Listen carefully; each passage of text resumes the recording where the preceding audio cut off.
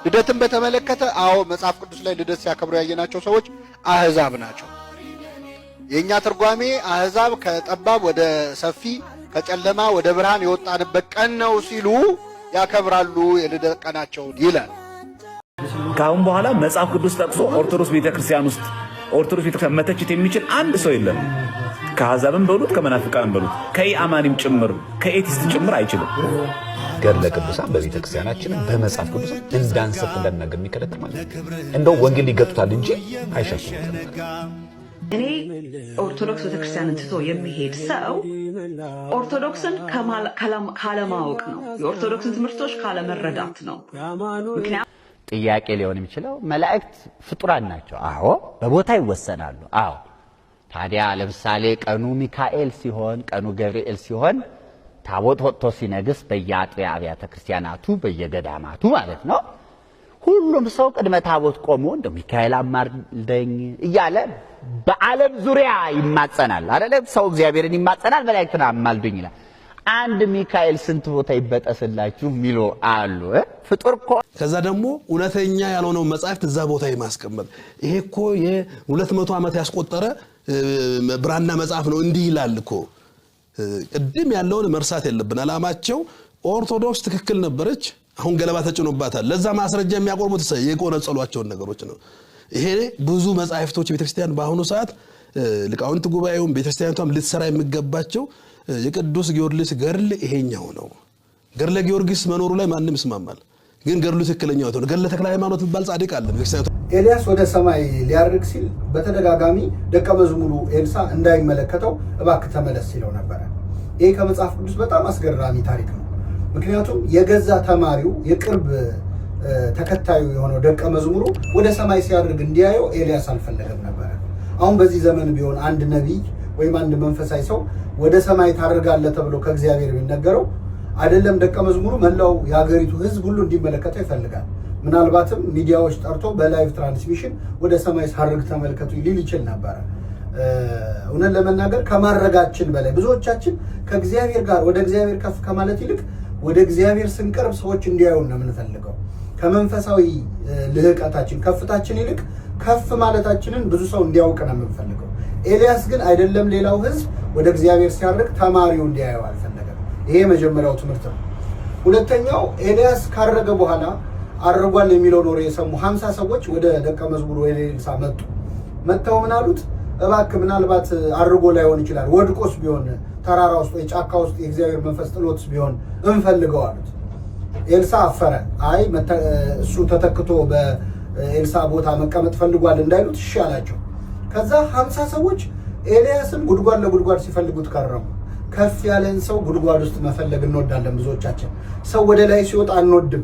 የሆነ እንከን ለማግኘትና እታች ለማግኘት ነው የምንፈልገው። ይሄ የሰው ልጅ ቲፒካል ጸባይ ነውና ኤልያስን ማረጉን ለማያምኑ ሰዎች፣ የሰዎችን ከፍታ ማመን ለማይችሉ ሰዎች ትልቅ ትዝብት ውስጥ የሚጥል ታሪክ ነው ከመጽሐፍ ቅዱስ ውስጥ።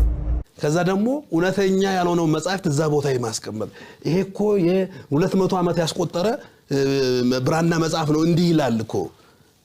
ቅድም ያለውን መርሳት የለብን። አላማቸው ኦርቶዶክስ ትክክል ነበረች፣ አሁን ገለባ ተጭኖባታል። ለዛ ማስረጃ የሚያቆርቡት የቆነጸሏቸው ነገሮች ነው። ይሄ ብዙ መጻሕፍቶች ቤተክርስቲያን በአሁኑ ሰዓት ሊቃውንት ጉባኤውም ቤተክርስቲያኗም ልትሰራ የሚገባቸው የቅዱስ ጊዮርጊስ ገድል ይሄኛው ነው። ገድለ ጊዮርጊስ መኖሩ ላይ ማንም ይስማማል። ግን ገድሉ ትክክለኛው ነው። ገድለ ተክለ ሃይማኖት የሚባል ጻድቅ አለ ቤተክርስቲያኗ የምታውቀው የትኛው ነው? እነዚህ በጣም አድርጎ ቆንጻጽሎታል። ሁለተኛ ብዙ ሰዎችን አተናል። በዚሁ እንትን ውስጥ ብዙ እያንዳንዱ ስትመለከት ብዙ እንትና እዚህ ቪዲዮ ላይ ልናሳይ እንችላለን። ጌታቸው በቀለ ተናግሮታል። ይሄን ያህል ሺህ ሰንበት ተማሪ በዚህ ቤተ ክርስቲያን ውስጥ በቡድንና በተናጠል በመሆን በማህበር ደረጃ በመደራጀት ለውጥ እንዲመጣ ሲሰራ ቆይ እና በተከታታይ 10 ዓመታት በብዙ ሺህ የሚቆጠሩ ሰዎችን ወደ ጌታ እንዲመጡ እግዚአብሔር ተጠቀመበት። በሺዎች የሚቆጠሩ ሰዎች ወጥተዋል ማለት ነው። ትምህርትና ስልጠና ሲሰጥ ኖረ። በርካታ ካህናትን እያሰለጠነ ወደ ውስጥ ማስገባት፣ ቦታዎች በዳኑ ሰዎች እንዲሸፈኑ ማድረግ ሲሰራ ቆይ።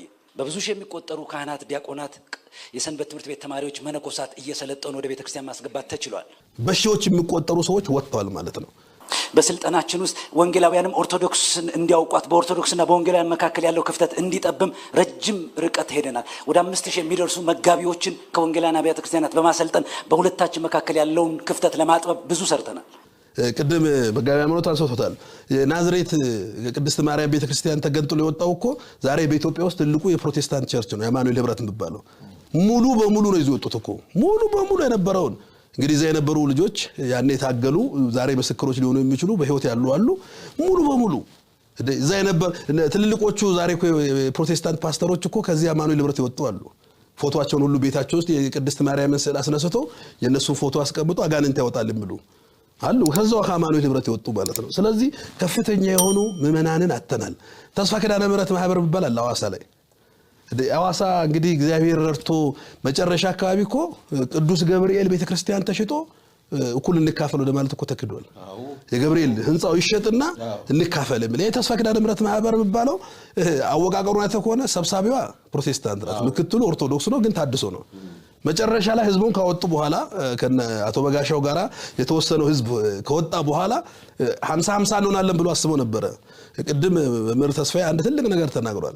የኢትዮጵያ ቤተክርስቲያን አሁን ነገም ወደፊትም ማለት ነው የትላንትና የታድሶ እንቅስቃሴንም ሴቭ አድርጎ እንዲቆይ ያደረገው ምእመኑ ነው። በቃ ያተረፋት ቤተክርስቲያኗ ምእመኑ ነው። ምእመኑ በቃ ክዷል፣ ጀስት ፒክ ፖይንት ደርሷል። ስልኮ ነው የወጡት እነሱ ሲያዩ አብሯቸው የሚወጣ ሰው የለም። ለካ ሰው ከቤተክርስቲያን ጋር ተጣበ የቤተክርስቲያን ሰው መስሏቸው እንጂ የቀረባቸው እነሱ ቤተክርስቲያኗ ከነሱ የተለየች መሆኗን ሲያውቁ ወደ ኋላ ተመልሷል እንጂ ተስፋ ኪዳነ ምህረት ልክ 50% የአዋሳ ህዝብ ተከትሎ ይወጣል።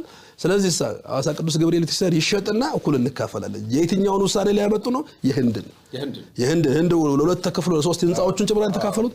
ያንን ለማምጣት ነበር። ስለዚህ የምታይ ያሻራ ጥሎ ከዛ ውጭ ቀጥሎስ በቤተ ክርስቲያኒቷ የማይታወቁ የዝማሬ ስልቶች የመጡት በታድሶች ነው። አሁን እኮ መዝሙር እንኳን ለመተቸት ማንንም ሰው ሞራል እንዲያጣ ያደረጉት ኮምፕሊት ይላሉ እኮ። የኢትዮጵያ ትሪኒቲ የሚባለው መጽሔት ሁለት ነገሮችን ያነሳል። የኢትዮጵያ ኦርቶዶክስ ተዋሕዶ ክርስቲያን የለቅሶ ቤት ንፍሮ ናት ብሎ ጽፏል።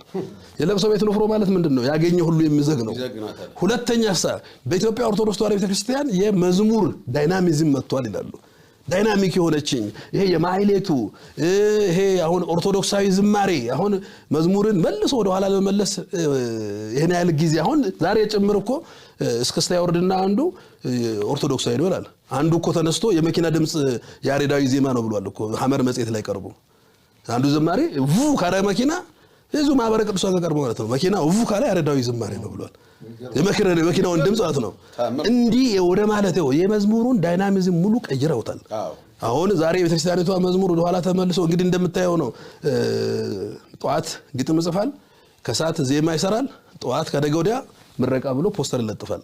ይሄም መጣው ትክክለኛው ነው። የቤተክርስቲያኒቷ መዝሙር ላይ ስራ እንዳይሰራ አድርጎ አልፏል። ሁለተኛ የቤተክርስቲያኒቷን ጥንት ያለውን ትክክለኛውን አስተምሮ በተወሰነ መልኩ ዲቤት እንዲያደርጉበት አድርገውታል።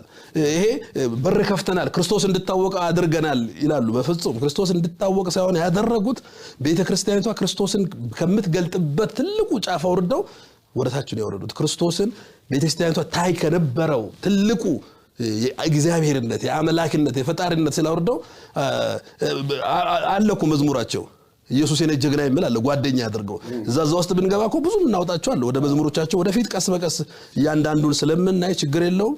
ይሄን ያህል ቀይረውታል። መጨረሻ ላይ የተከተሏቸውን ሁሉ ይዘው አዳራሽ ገብተዋል። ብዙ የመምሪያ ኃላፊዎችን ይዘው ወጥተዋል። ሊቃውንት ጉባኤ አባል የነበሩትን ስብከተ ወንጌል መምሪያ ላይ የነበሩትን ስብከተ ሁሉ ነው ወጣ። ግማሾቹ አሁን ተመለስን የሚሉ አሉ። እንግዲህ መመለሳቸው ወደፊት እንደ እግዚአብሔር ፍቃድ በትክክል መመለሳቸው የምታይ ይሆናል። ግን ተመልሰናል እስከማለት ተደረሱ። ግን ይወጡ እጅግ በጣም ብዙ አገልጋዮችን ከቤተክርስቲያን አውጥተው አዳራሽ ሰርቶ ወልቂጤ ስትሄዱ እኮ 102 የሰንበት ተማሪ እኮ መግቢያው ላይ ያለው ነው። ወልቂጤ ቤተክርስቲያን ወጥተው ውጪ ነው ያለው። ያልተመለሱ አሉ። በየከተማዎቹ አዳራሽ ሰርተው በታድሶ እንቅስቃሴ ምክንያት የወጡ ሰዎች አሉ። አደጋው ትላንት ያደረሱት አደጋ ከባድ ነው። ቤተክርስቲያኒቷም በዚህ ጉዳይ ላይ የሄደችበትና ለመከላከል የጣረችውን ጥረት በተለይ ቤተ ክህነቱ እጅግ በጣም ደካማ ስለነበረ ብዙ ሰዎችን በተለይ በዚህ አጋጣሚ የሰንበት ቤት ወጣቶች ማህበረ ቅዱሳን የጸረ ተሐድሶ ጥምረት የሰባኪያንና የዘማሪያን ህብረት ታግለው ለህዝቡ ግንዛቤ ሰጥተው ህዝቡ ጉዳዩን ተረድቶ ወደ ኋላ ባይመለስ ኖሮ የነበረው ጉዞ እጅግ በጣም ከባድ ነበረ። በቅዱስ ፓትርያርኩን ጭምር ሐውልት ጭምር እኮ ሰርተዋል አይደል? ቅዱስ ፓትርያርኩ ሐውልት ሰርተው እኮ ፓትርያርኩ የኛ ናቸው እስከ ማለት ሁሉ ደርሰዋል። አንዱ የታድሶ ማህበር ቅድስት ማርያም ማህበር የሚባል አለ አይደል? ኋላ ሁሉም እዛው ውስጥ ያሉት ሁሉ እንግዲህ ትዝታው ሳሙኤል የዛ አካል ነው። ዛሬ ቤተክርስቲያንን በመስደብ ቅዱሳንን በመስደብ በእውነት ሰይጣን እንኳን ቆሞ የምታዘበው ሰው ትዝታው ነው አንዱ አቶ ትዝታው ሳሙኤል።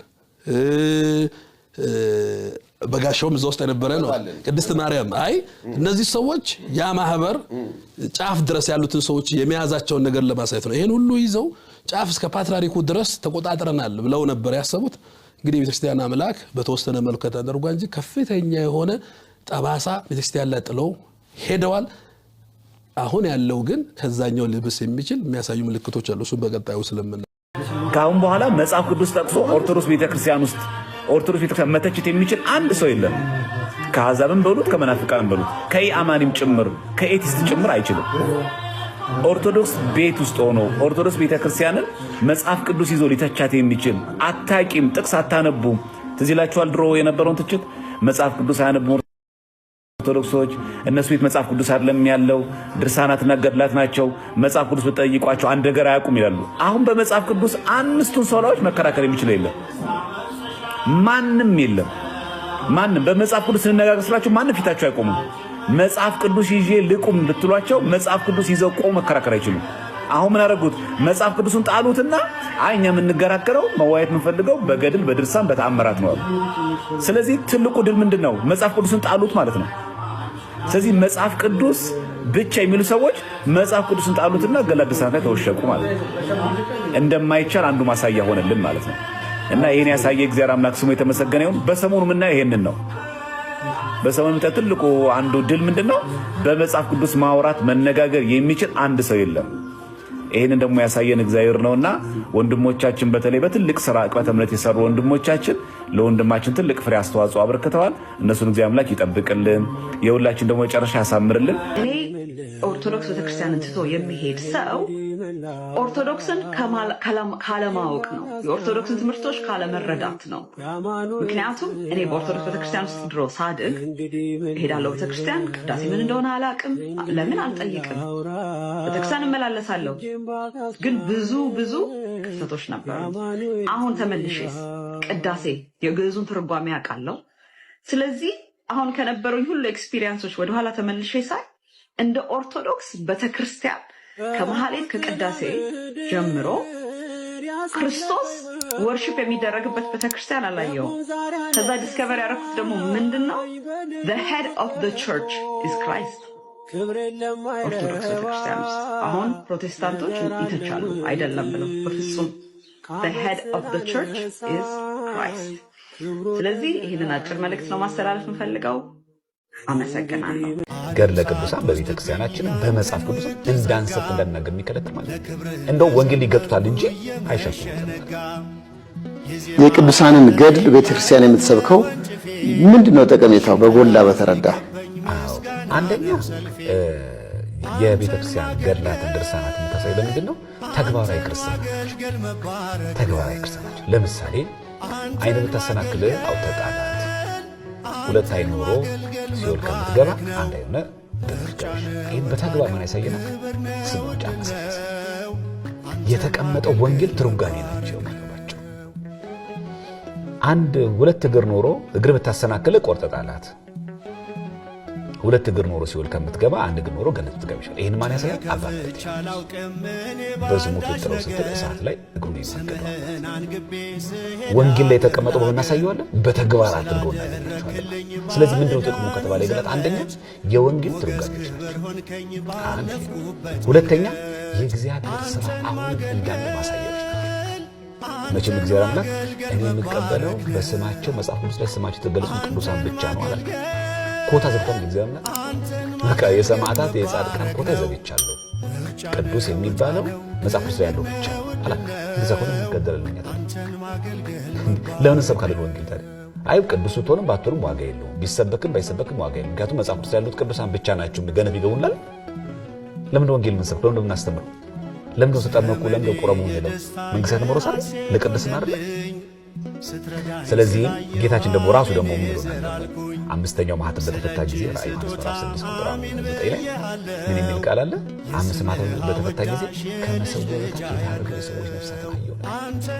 ቅዱስና ገናና እግዚአብሔር ሆይ ደማችንን በምድር ላይ ፈስሶ እስከ መቼ አትበቀልም ካሉት በኋላ ምን ብሎ ይመልስላቸው? እንደናንተ ያሉ ሌሎች ወንድሞች አሉ፣ እነሱ እስከሚመጡ ድረስ ጥቂት ዘመን ተባለ፣ ለእያንዳንዳቸው ነጭ ልብስ ሰጣቸው። ይሄ የሚያሳይ ብለ እንደናንተ ያሉ ሌሎች ወንድሞች አሉ። ምን ያያለ ነው? እግዚአብሔር አምላክ ሌሎች ሰማዕታት አሉ ገና አሉ። ስለዚህ መጽሐፍ ቅዱስ ላይ ያለ ብቻ ቅዱስ አይደለም። ልክ አሁን አንዳንድ ሰዎች እንደሚያወሩ ተክለ ሃይማኖት የሚል ጥቅስ አሳይ እንግዲህ ጊዮርጊስ የሚል አሳይ የሚለው እየተናገርኩ ነው። እግዚአብሔር እንደናንተ ያሉ ገና ያልፈጸሙ አሉ። ያ ማለት አሉኝ ነው። እዚህ እናንተ ብቻ አይደላችሁም ያላችሁት። ስለዚህ በምድር ላይ ራሱ ሌሎች ቅዱሳን ምድር ላይ እንዳሉ እዚህ አምላክ በግልጽ የተናገረ ነው። እንደውም ምን ሰጣቸው? ሊጭር ሰጣቸው ቃል በቃል ማለት ነው። ስለዚህ አሁን እንደሚያሳየው የቤተ ክርስቲያናችን ሕያው የሆነ ምስክርነት ነው በነገራችን።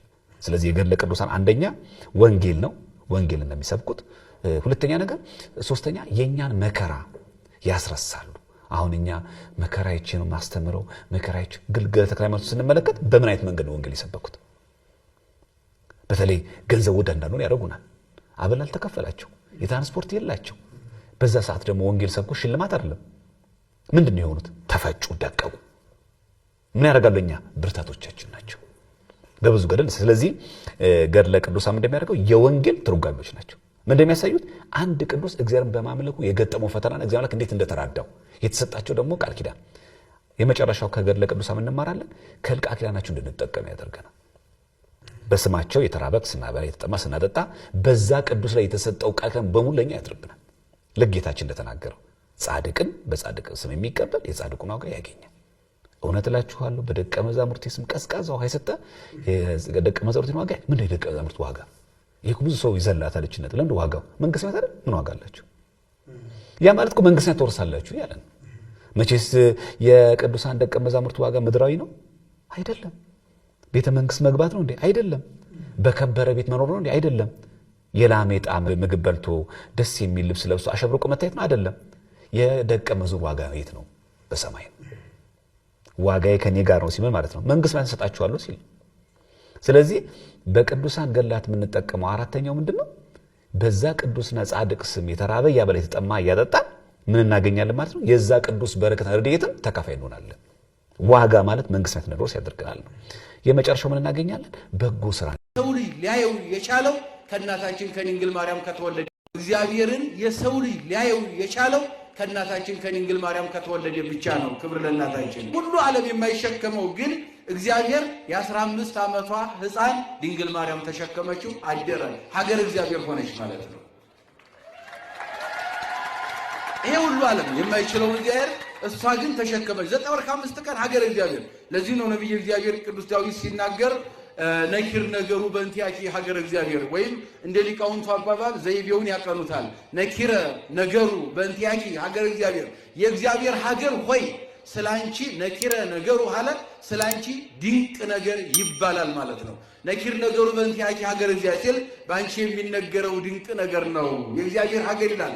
ይሄ ሁሉ የማይሸከሙት የሚገርመው ይህን ሁሉ ዓለም ፈጥሮ እግዚአብሔር ጽርሐ አርያም የኔ ሀገር ነው አላለም። መንግስተ ሰማያት ሀገሬ ነው አላለም። በየትኛውም መጽሐፍ ማለት ነው። ለምሳሌ ሰማይ ዙፋኑ ምድር የእግሬ መረገጫ ብሎ ነቢዩ ተናገረ ይሉናል። መተርጉማች ተረጉምን አሉ። በሰማይ ይኖራል ወይም ዙፋኑ ነው ስንል ልልናውን መናገር እንጂ ሰማይ እግዚአብሔር ይሸከማል ማለት አይደለም። ተቃሉ ጋር ናችሁ። ክብሩን ሰማይ ከፍ ያለ እንደሆነ እግዚአብሔርም ከፍ ያለ ልዑል መሆኑን መግለጽ ነው እንጂ ሰማይ እግዚአብሔርን ተሸከመው ወንበር ተዘጋጅቶለት በወንበር ተወስኖ ይቀመጣል ማለት ግን አይደለም። እንደ ፍጡር ይላሉ። ክብሩን መናገር ነው። ምድር የእግሬ መረገጫ ሲል ደግሞ እንዲሁ ጨብጭ ዓለምን ምገዛ በኔ ስር በኔ ቁጥጥር ያለች ማለት እንጂ ምድር የቃል ኪዳኑ ታቦት አንድ ከሆነ ይህ ሁሉ ታቦት ከየት መጣ? ሁለተኛ ታቦት በማርያምና በሌሎች ቅዱሳን ስም ለምን ይሰየማል? ጸጋና ሰላም ይብዛላችሁ ክርስቲያኖች። ይህ ድምጽ ከደረሳችሁ ሪፖርት የሚያደርጉ ወገኖች ስላሉ ምናልባት ካላወረዱት ማለት ነው፣ ለሁሉም ሰው ሼር ኮፕሊንግ እያደረጋችሁ አድርሱ፣ ለሁሉም ሰው መልስ እንዲሆን ማለት ነው። ጥያቄው የመጣው ከፕሮቴስታንት ወገኖች ይመስላል። ምክንያቱም ይህ ሁሉ እንጨት እና በሌሎች ሰዎች ስም ለምን ታቦት ይቀርጻል ብሎ ነው ጥያቄ የጠየቀው። እና ጥያቄ ስጠይቁ አስተካክላችሁ ስርዓት ባለው መንገድ ብትጠይቁ ለእናንተም መልካም ይሆናል ለማለት ነው። እሺ ወደ መጀመሪያው ጥያቄ ስንሄድ የቃል ኪዳኑ ታቦት አንድ ከሆነ ይህ ሁሉ ታቦት ከየት መጣ የሚለው ነው። አጭር ምሳሌ ልስጣችሁ። መጽሐፍ ቅዱስ አንድ ነው፣ ግን እንዴት በዛ ሁሉ መጽሐፍ ቅዱስ በዓለም ላይ? መጽሐፍ ቅዱስ አንድ ነው። በቃ መልሱ እዚሁ ላይ አለ። ሰዎች በዙና መጽሐፍ ቅዱሱ በዛ። የመጀመሪያው ማለት ነው። የብሉይ ኪዳኑ ታቦት ላይ 10ቱ ቃላት 10ቱ ትእዛዛት የተጻፈበት ነው ጽላቱ። በአዲስ ኪዳን ደግሞ አልፋና ኦሜጋ ኢየሱስ ክርስቶስ የሚል ነው የተጻፈበት ማለት ነው። ስለዚህ ታቦት የእግዚአብሔር ማደሪያ፣ በቃ ሌላ እኮ ምንም ነገር የለው። አሁን ጠያቂው የተሳደበ መስሎት ይሄ ሁሉ እንጨት አለ። ባህረ ኤርትራን የከፈለው እኮ የሙሴ በትር ነው። ጌታ እኮ ዓለምን ያዳነው መስቀል ላይ ተሰቅሎ ነው። ሁሉም ሰው መጽሐፍ ቅዱስ ከፊቱ አድርጎ ሊሰግድ ይችላል። ለመጽሐፍ ቅዱስ ነው እንደሚሰግደው አይደለም። የሚሰግደው መጽሐፍ ቅዱስን ላጻፈው መንፈስ ቅዱስ ለእግዚአብሔር ነው ማለት። ስለዚህ ታቦትም ኢየሱስ ክርስቶስ በታቦቱ ላይ ሆኖ ያናግረናል ብለን እንጂ እኛ ታቦት የሚያመልክ ሰው የለም ማለት ነው።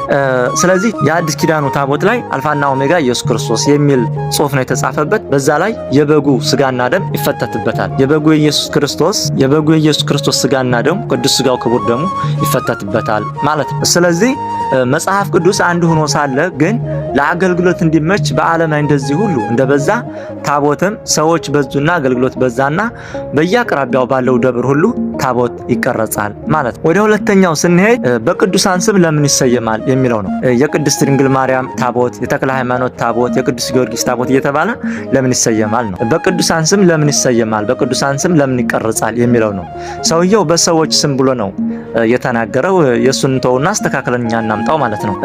ይህንንም ያዘዘው እግዚአብሔር ነው። በትንቢተ ኢሳይያስ ምዕራፍ 56 ከቁጥር 4 ጀምሮ እንዲህ ተብሎ ተጽፏል። እግዚአብሔር እንዲህ ይላል፣ ሰንበቴን ስለሚጠብቁ ደስ የሚያሰኘኝንም ነገር ስለሚመርጡ ቃል ኪዳኔንም ስለሚይዙ ጃንደረባዎች እንዲህ ይላልና በቤቴና በቅጥሬ ውስጥ ከወንዶችና ከሴቶች ልጆች ይልቅ የሚበልጥ መታሰቢያና ስም እሰጣቸዋለሁ፣ የማይጠፋም የዘላለም ስም እሰጣቸዋለሁ ይላል። ስለ ስሜ ራሳቸውን ጃንደረባ ያደረጉ ስለኔ አስተውሉ። ምንድነው የሚለው? ሰንበቴን ስለሚጠብቁ ደስ የሚያሰኘኝንም ነገር ስለሚመርጡ ቃል ኪዳኔንም ስለሚይዙ ነው እያለ ያለው ማለት። የማይጠፋ የዘላለም ስም እሰጣቸዋለሁ። እንደነ ቅዱስ እስጢፋኖስ ለክርስቶስ ሲል በድንጋይ ተወግሮ መገደል፣ እንደነ ቶማስ ዘመርዓስ ለጌታችን ለኢየሱስ ክርስቶስ ፍቅር ሲሉ በሰይፍ እጅ እግራቸውን የሚቆራረጡ፣ እንደ ቅዱስ ጊዮርጊስ በመንኮራኩር የሚፈጩ፣ እነዚህ በቤቴና በቅጥሬ የማይጠፋ ስም እሰጣቸዋለሁ እያለ ነው እግዚአብሔር ማለት። ለእግዚአብሔር ብለው አንገታቸውን በሰይፍ የተቀሉ፣ ልክ እንደ ሐዋርያት እንደ ቅዱስ ጴጥሮስ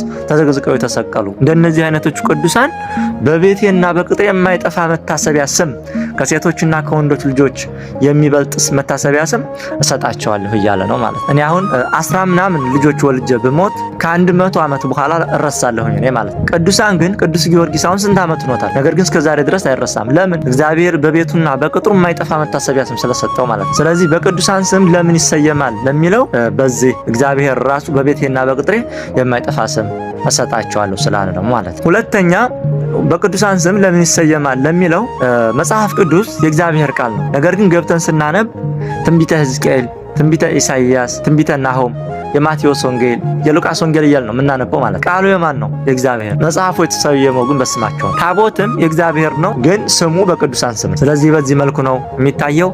ኦርቶዶክስ ለሁሉም መልስ አላት። ሰላማችሁ ይብዛ።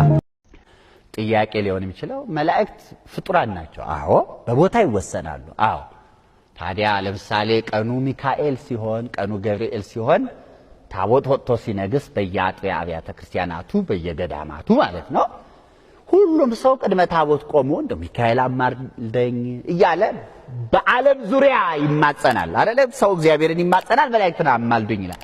አንድ ሚካኤል ስንት ቦታ ይበጠስላችሁ ሚሉ አሉ።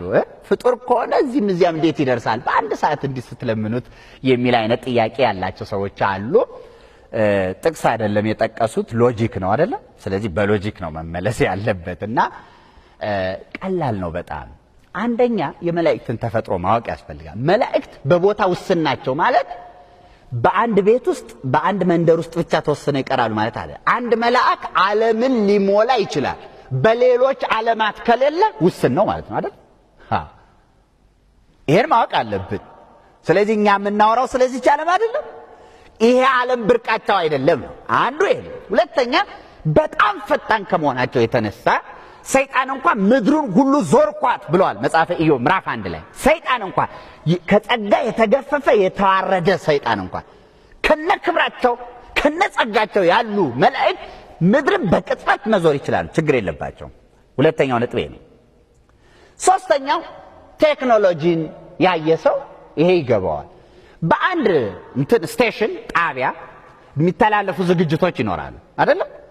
ከዛ በዓለም ዙሪያ ላይቭ በአንድ ቅጽበት፣ በአንድ ወቅት፣ በአንድ ጊዜ በእያንዳንዱ ሰው ቤት ቴሌቪዥን መስኮት እናያለን ያን ዝግጅት አይደለም? በአንድ ጣቢያ አለ። ሰው የፈጠረው ይሄ ሳተላይት እንትን ይሄን አይነት ቦታ መድረስ ከቻለ በዚያ ቅጽበት ማለት እንዲህ አይነት መልእክት ማስተላለፍ ከተቻለ አንድ መልአክ ከአንድ ጣቢያ ያንሳል ችሎታው? እንደዛ እንደማለት ነው። ደግሞ አሉ ኔትወርኪንግ የሚባል አለ። በዚህ በኮምፒውተር ቴክኖሎጂ በብዙ ሺህ የሚቆጠሩ ኮምፒውተሮች ተያይዘው ከአንድ ሰርቨር መረጃ ያገኛሉ። በዓለም ዙሪያ ማለት በቅጽበት መረጃ ይደርሳቸዋል። ስለዚህ አንድ መልአክ ነው ከአንድ ሰርቨር ያንሳል ወይ? ችሎታው፣ ፍጥነቱ እግዚአብሔር የፈጠረው ሕያው ፍጥረት መልአከ እግዚአብሔር ከዚያ ያንሳል? እንዴት አድርገን ንቀን አይተናቸው ነው? ይሄን ደግሞ መጽሐፍ ቅዱሳዊ እናድርገው። መጽሐፍ ቅዱሳዊ ሲሆን ሁሉ ነገር መልካም ስለሆነ ምን ይላል? መዝሙረ ዳዊት መዝሙር 33 ቁጥር 7 ላይ ይተአየን መልአከ እግዚአብሔር አውዶሙ ለይፈርህዎ ወያድኅኖሙ የእግዚአብሔር መልአክ ይላል። የእግዚአብሔር መልአክ ሲል ብዙ መላእክት ማለት ነው ወይስ አንድ መልአክ ነው? አንድ መልአክ ነው አይደል? የእግዚአብሔር መልአክ ይልና በሚፈሩት ሰዎች ዙሪያ ይሰፍራል ይላል። ሰፈረ የሚባለው ለሰራዊት ነው እንጂ ለአንድ ነገር ሰፈረ ይባላል? አያት መጽሐፍ ቅዱስ አነጋገሩ ጥበብ አለ የለውም? አንድ መልአክ ነው በሚፈሩት ሰዎች ዙሪያ ይሰፍራል። እንዴት? እግዚአብሔር ያውቃል። እኛ ምን እናውቃለን ስለ መላእክት? እንዴት ነው የሚሰፍረው? እዚህ የሚፈራው ካለ፣ እዚያም የሚፈራው ካለ፣ እዚያም የሚፈራው ካለ አንድ መልአክ ይሰፍራል። እዚህም እዚያም ይሰፍራል። እንዴት? እግዚአብሔር ነው የፈጠረው። የሚያውቀው እሱ ነው፣ እኛ እናውቅ። መላእክት በብዙ ቦታ ተገኝተው ሊሰሙን ይችላሉ። ይሄን ነው የምናውቀው። ይራዱናል፣ ያግዙናል፣ ያድኑናል። ይሄ እግዚአብሔር የሰጣቸው ችሎታ ተፈጥሯቸው ይሄ ነው። ስለዚህ ቆየን። የሰማነውን በልቦናችን ጽላት ይጻፍልን። የእግዚአብሔር ቸርነት የድንግል ማርያም አማላጅነት አይለየን። አሜን። ኦርቶዶክስ የምትሆነው በጣም ኢንቦክስ እግዚአብሔርን ስክሪንሻት ባሳያችሁ በጣም ብዙ ሰው ነው የጠየቀኝ ይህን ጥያቄ። ሰው ዛሬ መልስ ልስጣችሁ።